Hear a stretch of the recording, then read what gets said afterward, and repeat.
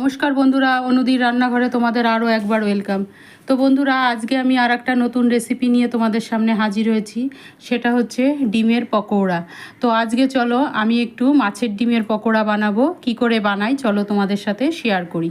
তো মাছের ডিমের পকোড়া করার জন্য দেখো আমি 250 গ্রাম মতো মাছের ডিম নিয়েছি। এর মধ্যে দিতে হবে আমাকে বেশ খানিকটা পেঁয়াজ কুচি, লঙ্কা কুচি আর একটু রসুন কুচি। এবার দেব আমি একটু হলুদের গুঁড়ো, তারপরে দেব একটু লঙ্কার গুঁড়ো, এবার দেব স্বাদ অনুসারে লবণ। দেখো স্বাদ অনুসারে লবণ দিলাম। এবার এটাকে আমি সুন্দর করে ডিমের সাথে আগে মেখে নেব।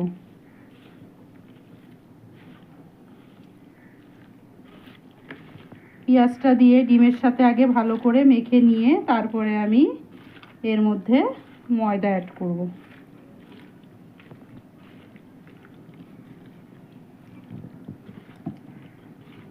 দেখো মাখা হয়ে গেছে।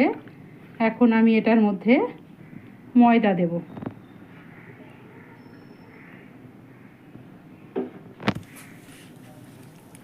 অনেকে চালের গুঁড়ো দেয়, কিন্তু আমার যেন বড়াটার মধ্যে ময়দা দিলেই বেশি ভালো লাগে।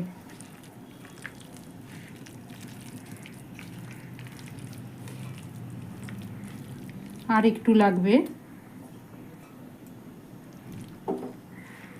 একবারে ময়দাটা দেবে না, এটা বুঝে বুঝে দিতে হবে।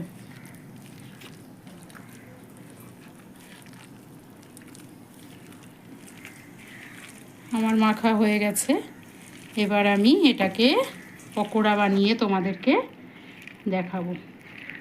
খুব সুন্দর খেতে লাগে। এটা দিয়ে অনেকে ডালনাও করে, তো আমি আজকে পকোড়াই করব। তো চলো এটাকে এখন আমরা ভেজে নিই। বন্ধুরা দেখো আমার তেলটা গরম হয়ে গেছে। এখন আমি পকোড়াগুলো ভেজে নিচ্ছি। তেলটা ভালো করে গরম করে গ্যাসটাকে কমিয়ে দেবে, না হলে ভেতরে কিন্তু কাঁচা থেকে যাবে।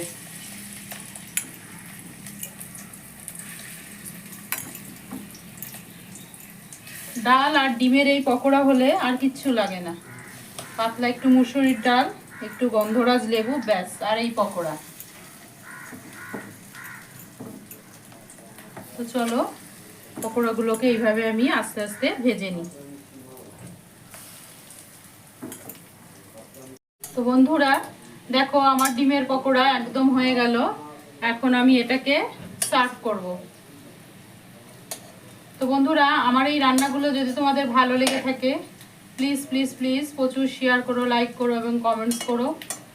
এবং নতুন বন্ধুরা আমার চ্যানেলটাকে অবশ্যই একবার সাবস্ক্রাইব করে দিও প্লিজ। তো চলো আমার ডিমের পকোড়া হয়ে গেছে। এখন আমরা নামিয়ে পরিবেশন করব। তাহলে বন্ধুরা দেখতে পেলে আমি কি সুন্দর ইয়ামি ইয়ামি একদম ডিমের পকোড়া তৈরি করে ফেললাম। তো তোমরা বাড়িতে অবশ্যই এইভাবে ডিমের পকোড়া তৈরি করবে এবং খাবে, খেয়ে আমাকে জানাবে কেমন লাগলো। আর যে বন্ধুরা এখনও আমার চ্যানেলটাকে সাবস্ক্রাইব করোনি প্লিজ প্লিজ একটা সাবস্ক্রাইব করে দিও। তোমাদের কাছে আমার অনুরোধ একটা সাবস্ক্রাইব করার জন্য। আর সকলে ভালো থেকো, সুস্থ থেকো। আমার রান্নাগুলো ভালো লাগলে কমেন্টস করো। আবার আরেকদিন দেখা হবে অন্য কোনো রেসিপি নিয়ে তোমাদের সাথে। তাহলে আজকের মতো টাটা।